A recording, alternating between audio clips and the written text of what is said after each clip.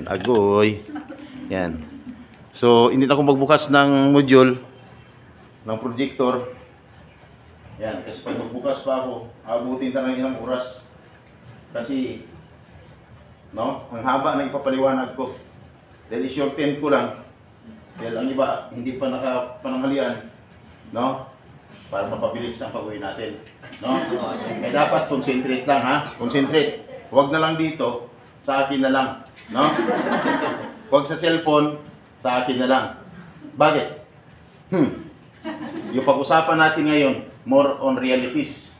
Just in case of emergency, no? Nandito ka para may matutunan. Ang tanong, kamusta ang excitement? Lahat ba may natutunan doon sa sinabi ni Ma'am Sadralin? Meron? Okay, sana meron, ha? O, nabanggit ba doon? Yung sinasabi, pag nag-eye to eye contact lang doon, pag nag-usap-usap, babae at lalaki, bawal. Nasabi hindi? Hindi. Yung nag-holding hands, nabanggit hindi? Hindi din. Kapag nahuli ka, kulong. No? Kahit kapatid mo yan, no? Nag-holding hands kayo doon, babae o lalaki, pag nahuli, kulong ang abutin. Kailangan may ipapakita kang sapat na katibayan na yung katibayanan kayo ay kasal. Tama? Anong katibayan yan? Marriage of contract. Kaya dapat ingat, kaya pag nahuli ka, nakulong ka, kayong dalawa, pag lumabas sa investigasyon, may kasalanan kayo, no? At may nilabag kayo na batas, kulong ang kapalit. At mayroong kakibag na 100 lashes every Friday. Sir, alam mong lashes? Okay. Yung nilalatigo pa. Naranasan mo na? Diba? Hindi ka pa naranasan. Ang tanong, sir, gusto mo maranasan? Okay. Ayan. Nakapokus ang video. Ayan. Bakit? Remembrance natin yan. No? After pagpidos, nakaalis ka na, pagdating doon, dumating ang punto na tama pa na sinasabi ko na medyo nagka-problema, hindi na susunod, ilang buwan na walang sahod-sahod, gutom nang inabot mo, na yung naramdaman mo doon, dinanas mo lang gutom, masubra pa sa dinanas na gutom na naranasan mo ngayon. Ayan, pag binuksan mo, kasi bukas nalabas sa YouTube yan, lahat kayo makikita nyo na. I-search nyo lang kung anong date, September 5. No? Pag sinerge mo, pag nakita mo yung mukha mo doon, no? Umating ka ng pitos. No? Gutom ka man, may problema ka man, mawala ang problema mo. Bakit? Pagdating sa part ko, ayaw ko na may nakasimangot, no? No? Gusto ko, lahat nakangiti. Katulad nyo ngayon, lahat kayo nakangiti naman. Kaya iba dyan, pag uwi ng bahay, nagtaka si Mrs., si Mr. Pag alis kanina, sobrang problema. Ang bigat, parang ang bigat ng dinadala. Pero pag uwi, nung tinanong ni Mrs., ni Mr., kamusta ka na mahal? Wow, parang kasaya-saya mo ngayon. Ngiti pa rin ang ngiti. Hindi mo lang sumasagot. Yung pala, hindi niya alam, nalipasan na ng gutom. Dito sa Pidos. Kaya ako nandito, just in case of emergency. Ang pangalan ko pala, gusto niyo malaman? Gusto mo malaman ang pangalan ko? Ang pangalan ko, pinawin Mrs. Sam Carboso, tayo ko sa rin ng Amigo at Pidos, Monday and Saturday. Nandito rin kami, ang iba na tatanong, Mrs. Sam, nandito kami sa services para sa inyo. Ang iba na tatanong, Mrs. Sam, ano naman ang mga services niyan? Ang lagi kong sagot, ganito. Mamaya, inyong malalaman ang buong detalye sa aking pagbabalik. Ay, sabi niyo ba, akala ko, tanong dyan. Kasi, nagkasali ko. No? Duty ako kagabi. Hindi ako tanong, ha? Yan, tagapagsalita. Kasama ko si ano. Pamilya na ba ako sa inyo? Pamilya? Sabi niya isa. Parang si ano eh. Sinirap eh. Sabi ko, babae mo.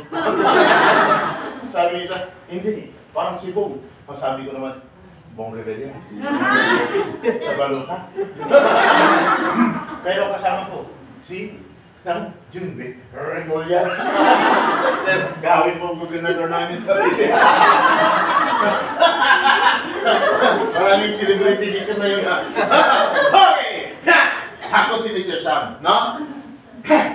Kamusta ang excitement? Okay naman? Nasa 100% ang excitement? Yan. Sa 100% ba? Dito, may babanggitin ako na kailangan, pag nabanggit ko, dapat hindi mabawasan ang excitement mo. No? Kasi kung 100% ang excitement mo kanina, malamang, after kumantok, maubos yung excitement mo. Bakit? Dahil sa mga nangyari sa'yo. Pag narinig mo, yung napag-usapan natin ngayon, magtatanong lang, sino mga first-timers? Taas yung mga kamay. First-timers. Thank you. Ex-abroad. Taas yung mga kamay. Nakita nyo? Kung may mga ex-abroad. Ex-abroad. Nasa ilan kaya sila? Mapuntin na na. Hindi ba kayo magtataka mga first-timers? Halos kayo lahat first-timers. Yung ex-abroad, kukunti na lang. Wala bang may namumong katanungan sa isipan nyo? Ha? Bakit? Kukunti na lang sila. Ha? Bakit kaya? Takot ang iba, no? Bakit kaya? Sabi ng iba, Sir, ubos na. Sabi ng iba, Sir, ayaw nang bumalik. Sabi ng iba, Sir, siguro hindi na nakauwi.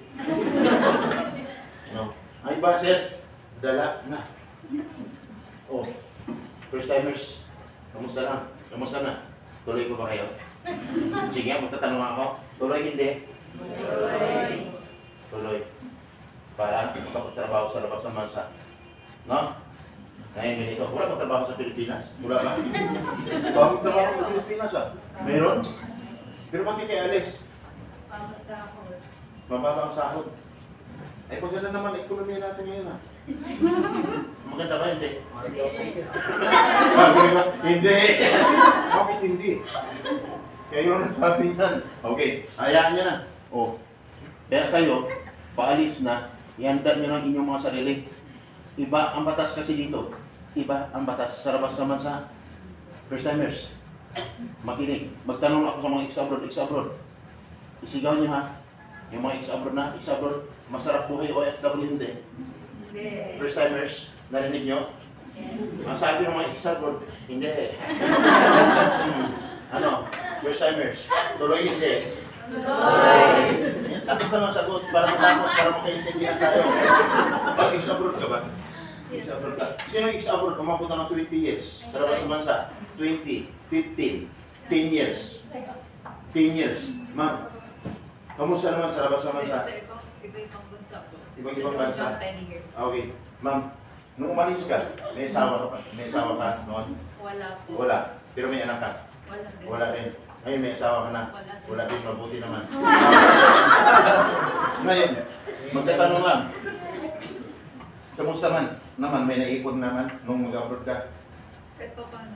Kahit pa paano meron? Okay, mabuti naman. Swerte kayo pag itong... Kaya wag mo na itong pakialam. Okay. Swerte. Grabe. Ma'am, magtatanong lang. Nung magpidos ka noon, saan ka nagpidos? Sa kakampi po. Sa kakampi.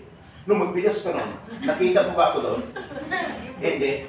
Tama. Hindi mo ako nakita doon. Kasi wala naman talaga ako doon. Iba dito, no? Habang ako, no? Walang tigil.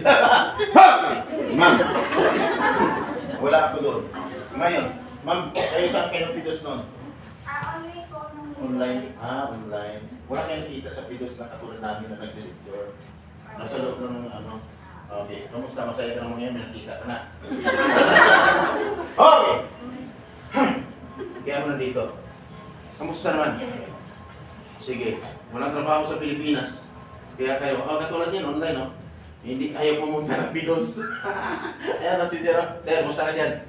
Okay lang. Okay lang, Sir. Okay lang. Ayaw pumunta ng pidos, kaya nag-online. Nasa loob ng computer. Okay. Pangalan ko, Mr. Sham. Magtatanong lang. Lahat ba yung nakapag-sign ng kontrata? Sino nakapag-sign ng kontrata? Taas yung mga kamay. Nakapag-sign lang. 10. Sino hindi pa nakapag-sign ng kontrata? 15. Mayroong hindi tumaas ng kamay.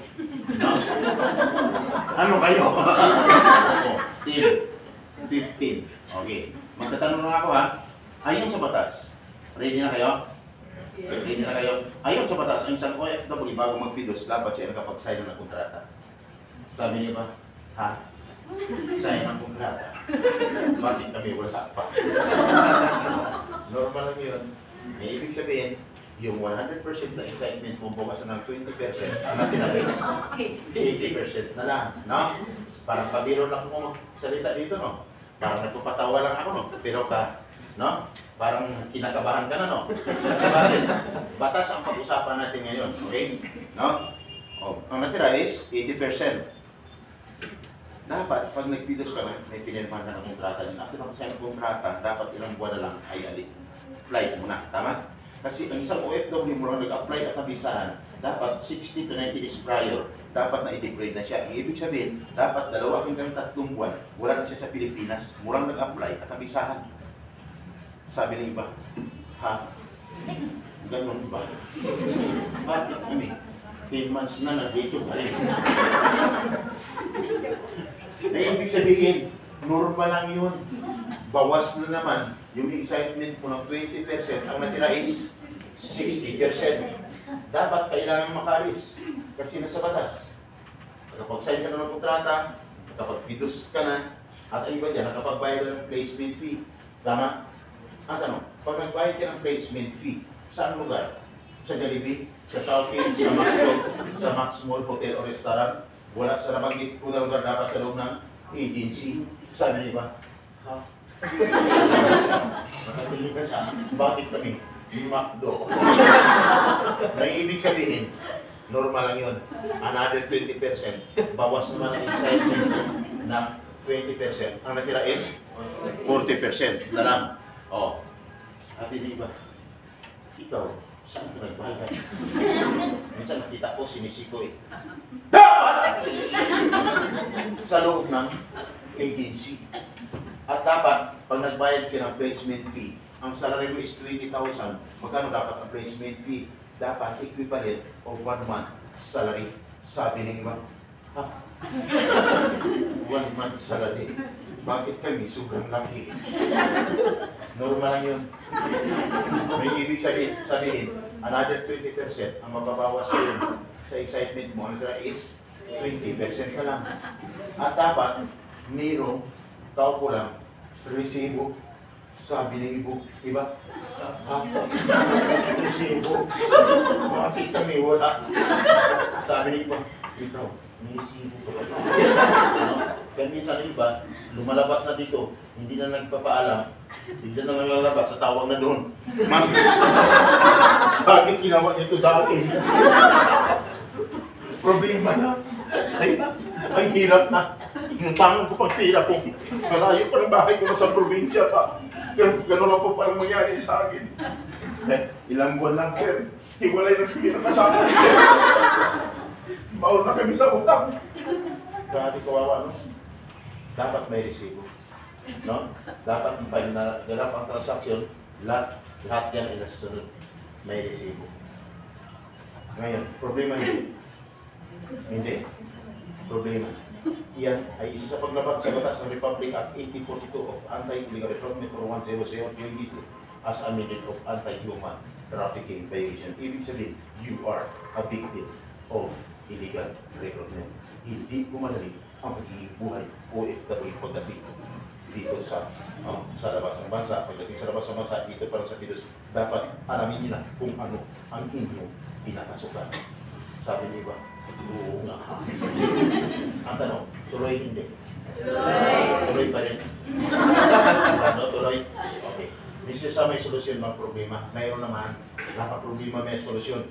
Bago ka makaalis or pag nangyari sa'yo, gawin mo lang, i-inform ang inyong agency. Kung i-inform ang agency mo, ang purpose doon, malalaman nila na may nangyari pala siya. Dahil gumagamit ng pangalan ng agency sa labas, yung nakipag-meet sa'yo sa labas, sabihin sa'yo, para hindi ka na mahirapan, huwag kang pumunta sa agency, dito na lang tayo magkita. At least, kami ang bahala, expedite pa. Mabilisan, no? Mabilisan, magbayan. No? Wala pa nga pinirmahan na kontrata, magbabayad na. No? Ingat ha. Ingat. I-inform ang agency para hindi sila madamay. Bakit? Pag nangyari sa labas, nahuli yung suspect, nagmali sa'yo, pati yung kausap mo sa loob ng agency, maaaring maapektuhan o makulong. Kung makulong habang buhay, yung suspect, makulong din siya habang buhay. Bakit? Accessories of the crime. Walang kaalam-alam ang boss nila. No? Sila lang kaalam sa labas at saka dito, yung kausap mo. Kawawa naman ang agency. Tama? Kaya dapat i-inform ang agency. Then, pagdating sa labas naman sa may problema man, i-inform. Hindi mga pagbabago, di ba? Mga pagbabago, i-inform pa rin ang inyong agency. Mr. Sam, anong mga pagbabago yung hindi masusunod na pinirmahan, trabaho ng trabaho, overtime, wala namang sahod, no? Gutom na, wala may ipadala sa pamilya, no? Halos natapos ang isang taon, wala pa rin natanggap. Kung ilan lang, ilang buwan lang ibigay sa'yo, problema yan. Kaya dapat i-inform ang inyong agency, no? May nabanggit si Ma'am Sandra din kanina dito, mga yan, picturean nyo, di ba? Yan. Tapos pagkatapos, pag may problema, tawagan nyo. Kaya pag tinawagan mo, ang sagot sa'yo, the number you dial. I cannot attend it or out of confidentiality. Please try a call later. Problema hindi. Problema, anong gagawin nyo? Ang agency, kontakin nyo. Dapat may kontakin sa agency. Agency mo lang inyong kontakin. For ang agency, pag-iusapan ng maayos, sabihin mo na ito, huwag magsisinungaling. Bakit maraming nakulong dahil sa kasinungalingan? Tama? Kaya minsan, na-inform mo ng agency, hindi mo pa rin makontak. Ano gagawin namin, Mr. Sam? Bago ka makarating kung saan-saan, dapat itong number na tawagan mo. May number ako ibibigay sa inyo, 0948-019-9970, 0948-019-9970, at 0963-513-5480. Mr. Sam, sino ang makakausap namin dyan? Yung taong action sa inyong problema. Siya ang kakatok sa inyong agency, pakiusapan ng ayos sa inyong agency, diplomatic way, ang purpose mapabilis ang paglutas ng problema. Nasalip na isang problema, ipabayas sa matagalang proseso, dito mabilisan at libre pa ang servisyo. Ayos ba? Gusto niyo malaman kung sino ang makakausap niyo sa number niyan? Gusto niyo malaman? Taas yung mga kamay. Taas yung mga kamay. Ha? Gusto mo malaman? Okay, walang iba kundi ako. Okay. Kaya lang nakopyan nyo, hindi? Mr. Sam, gaano katotoo yung sinasabi mo dito, hindi na maapektuhan ang pamilya mo, sakit sa ulo, kasi naman kayo naman inaasahan, kasi kung nagarating sa abogado, manalo o matalo, magbabayad ka, tama? Dito libre ang servisyo. Mr. Sam, gaano katotoo? Buksan nyo.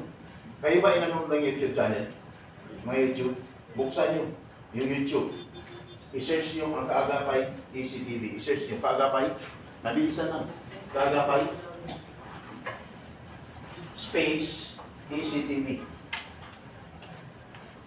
Kasi kung isa-isang link ko, hindi tayo matapos. Makikita niyo doon. Mayroong action doon. Nagre-lecture din siya sa Pidos. Pero sa secondary lang itong pagre-lecture sa Pidos. More on pag-action o sa pag-solve ng problema. Nakita niyo na sa YouTube? Kaagapay space. Hindi yan. Mas gwapo yun kay sakit mo yakin. Nakasombrero kulay itim. Nakasalamin kulay itim.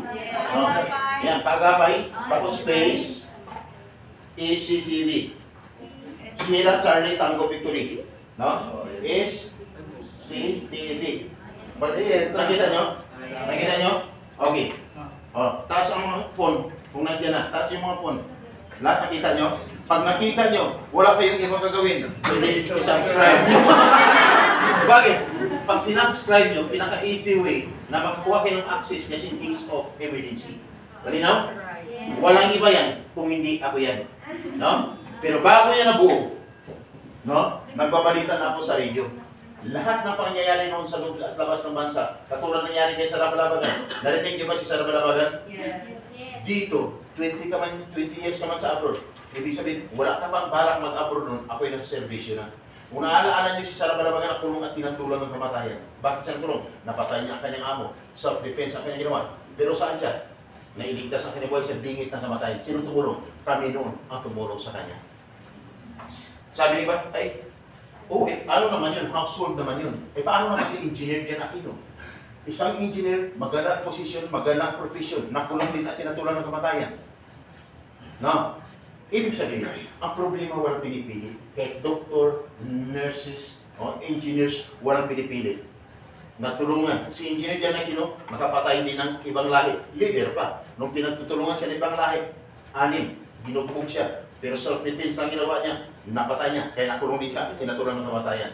nakulong man at tinatulan ng kamatayan, ligtas pa rin ang kailang buhay sa bingit ng kamatayan. Walang ibang tumulong doon. Kami dati, magkasama kami dati ng gusto na si former Ambassador Siniris. Nagiging si chairman, nagiging congressman year 2013. Humiwalay ako sa kanya. Nung humiwalay ako sa kanya, namatay siya. Ako, patuloy na tumutulong at umaksyon sa mga problema na katulad nito. Lahat ng pangyayari noon, nakalive yan sa radio pag sinabi noon, mula sa Luzon, Manila, ito ang mula sa Luzon, ang Makati, ito ay ipakatulungan, puro at nagulat sa bilang na may tulong lakas 50,000 watts, DWIC. Ako po yun. Sa isang radio, pag sinabi, mula sa Luzon, Manila, ito ang RSU. Sabi ka ba sa anak ko sa pagbabalita? Walang iba, ako rin po yun. Ma'am, maganda ba ang boses ko? Salamat po. Kasi kahapon, nung tinanong ko, ma'am, maganda ang boses ko sa amin, ay hindi.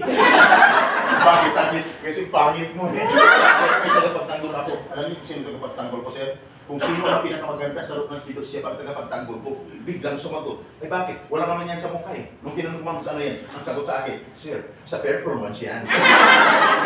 Diba? Wala sa mukha. Sa performance. So after nung sa radio, nung lumaylo ako, nagsusulat pa ako sa radyo, sa dyaryo, sa isang dyaryo ako si Kaagapay natin, sa isang dyaryo ako si Latigo ng Bayan. Kaya ngayon, lumaylo ako doon, ito ang pinagpatuloy ko, yung Kaagapay ECTV. Ayos ba? Ayos. Kasi habang bit-bit ko to,